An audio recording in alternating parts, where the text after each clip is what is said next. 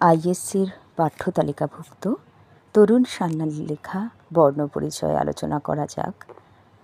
তরুণ সান্যাল বাংলাদেশের একজন স্বনামধন্য কবি।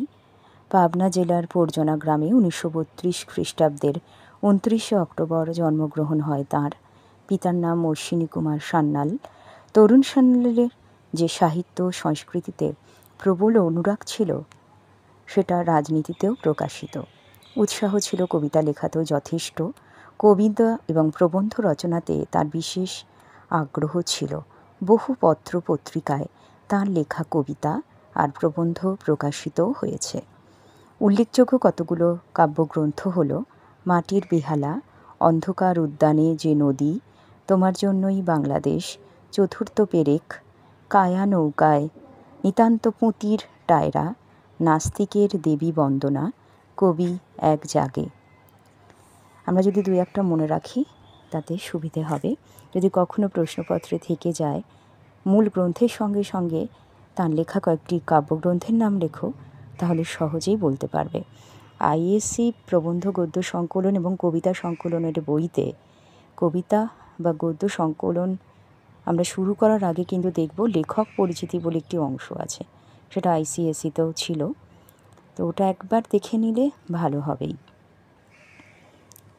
বিষয়বস্তু সম্বন্ধে আমরা একটু ছোট সংক্ষেপে জেনে নিই। কবি তরুণ সান্যাল বর্ণপরিচয় কবিতায় দেশের ভবিষ্যৎ নাগরিক অর্থাৎ শৈশবকে সামাজিক শ্রেণী বৈষম্যের এক সুন্দর ছবিতে তুলে ধরেছেন।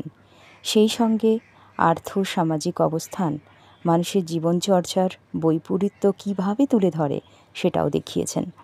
আমাদের প্রিয় শহর কলকাতার গর্ভের ভেতর আবিষ্কার করেন সেই কলকাতায় যাদের শ্রমে রক্তে ঘামে চলে এই সভ্যতা যেভাবে এগিয়ে যায়। সভ্যতার কাণ্ডারি তারা।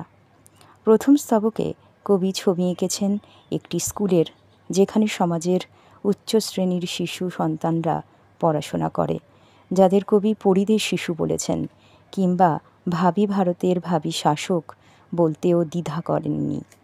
টুলে বসা দারোয়ান, নীল বাসে সেই সব শিশুদের যাতায়াত করা, তাদের পোশাক পরিচ্ছদ, জলের ফোয়ারা, মার্বেল, সিঁড়ি, দামি টিফিন বক্স, সব মিলিয়ে এমন এক ছবি যা সমাজের উচ্চবিত্ত শ্রেণীর প্রতি ইঙ্গিত বহন করে।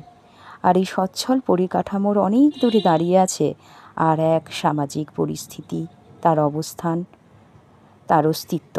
এটা হলো সেই সমাজ যারা তাদের পরিশ্রম, রক্ত, ঘাম সব দিয়ে গড়ে তোলে নগর বন্দর, ফসল তুলে ধরে আমাদের মুখে, অথচ তাদের আমরা আপন করে কখনোই নিই না, দূরে সরিয়ে দিই।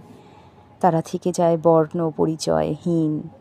কবি বলেছেন, সামাজিক অধিকারকে সুনিশ্চিত করবার জন্য, স্থায়িত্ব দেবার জন্য খাদ্যের পাশাপাশি শিক্ষাকেও প্রয়োজন। শিক্ষিত না হলে সমাজ ব্যবস্থা ভঙ্গুর হয়ে যাবে, অনায়াসে ভেঙে টুকরো টুকরো হয়ে যেতে বাধ্য হবে। আমাদের সমাজে মেহনতি, শ্রমজীবী, খেটে খাওয়া, শোষিত জনতা সম্পর্কে কার্ল মার্কস একসময় বলেছিলেন, সর্বহারা জনতার হারাবার মতন কিছু না থাকলেও জয় করবার জন্য পড়ে আছে গোটা দুনিয়া, অর্থাৎ পুরো পৃথিবীটাই। কবি যেন সেই জনতার অধিকার বুঝে নেবার কথাই জানিয়েছেন। সঙ্গে সঙ্গে এটাও স্মরণ আমাদের করিয়ে দিয়েছেন, সর্বহারা জনতার সন্তানরা ঠান্ডা অফিস ঘরে টাই প্যান্ট পরে শুধুমাত্র স্বার্থকেন্দ্রিক লড়াই লড়বে না, তারা লড়বে নিপীড়িত, শোষিত, লাঞ্ছিত, বঞ্চিত মানুষের জন্য, যারা জানে না সব কিছু থেকেও কেন তাদের কোনো কিছুতে অধিকার নেই। এটি বলতে গিয়ে শরৎচন্দ্রের কথা মনে পড়ে গেল। তিনি এমনি বলতেন, তার লেখায় তার স্পষ্ট পরিচয় আমরা দেখতে পেয়েছিলাম। যাই হোক, তরুণ সান্যাল বর্ণপরিচয়ে এই সব শিশুদের হাতে ভবিষ্যৎ পৃথিবীর সুখ, শান্তি, সমৃদ্ধির যাবতীয় দায়িত্ব তুলে দিয়ে যেতে চান, যাতে তারা শ্রেণীহীন, শোষণহীন এক বর্ণ পরিচয়ের সৃষ্টি করতে পারে। বর্ণপরিচয় গ্রন্থটি আমাদের সবার জানা, ঈশ্বরচন্দ্র বিদ্যাসাগরের প্রথম ভাগ, দ্বিতীয় ভাগ আমরা পড়েছি। বর্ণের সঙ্গে পরিচয় ঘটেছে। এইবার আমরা কয়েকটা শব্দার্থ ভাবি। দেউড়ি, প্রবেশপথ, উর্দি, বিশেষ ধরনের পোশাক, মায়েদের স্ট্যাটাস সিম্বল, অভিজাত সম্প্রদায়ের দামি টিফিন বাক্স যা একটা বিশেষ সম্প্রদায়কে চিহ্নিত করে।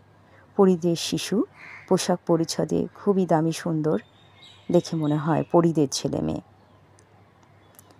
দেউরির ভেতরে বাইরে বয়ে যাচ্ছে একটাই কলকাতা। একই কলকাতার বুকে পাশাপাশি অবস্থান করা যে প্রাসাদ, যে অট্টালিকা, সেখানে প্রথম আলো এসে পড়ে। আলো বাতাস খেলে, সেখানে সব কিছুই আলোময়। তার পাশেই রয়েছে বস্তি এলাকা, যেখানে আলো বাতাস প্রবেশ করতে পারে না, শুধুই অন্ধকার। বর্ণপরিচয় সম্বন্ধে তো আগেই বললাম। এরপরে আমরা আর একটা এরকম শব্দার্থের আলোচনা করে নিই। কঠিন দায়িত্ব, শান্তি সমৃদ্ধির দায়। সর্বহারা মানুষের উত্তর পুরুষের কাছে নতুন করে হারাবার কিছুই নেই। কবি সেই জনতার অধিকার আদায় করে নেওয়ার কথা বলেছেন।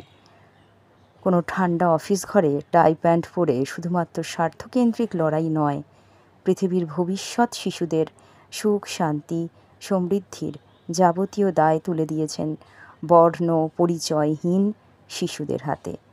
এ যেন বর্ণ পরিচয়ের লড়াই, অস্তিত্বকে টিকিয়ে রাখার আপ্রাণ চেষ্টা, ঐক্য স্থাপনের রক্ষার জন্য বেঁচে থাকা।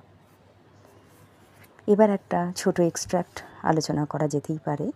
মায়েদের স্ট্যাটাস সিম্বল হয়ে পরিদের শিশু, বাবাদের আকাঙ্ক্ষা ও ব্যয় হয়ে ভারতের ভাবী শাসকেরা। কার লেখা কোন কবিতার অন্তর্গত? মায়েদের স্ট্যাটাস সিম্বল হয়ে বলতে কী বোঝানো হয়েছে? বাবাদের আকাঙ্ক্ষা আর ব্যয় বলতেই বা তুমি কি মনে করো? ভারতের ভাবী শাসকেরা বলতে তোমার ভাবনা কি? আলোচ্য অংশটি বিশিষ্ট কবি তরুণ সান্যালের লেখা বর্ণপরিচয় কবিতার অন্তর্গত।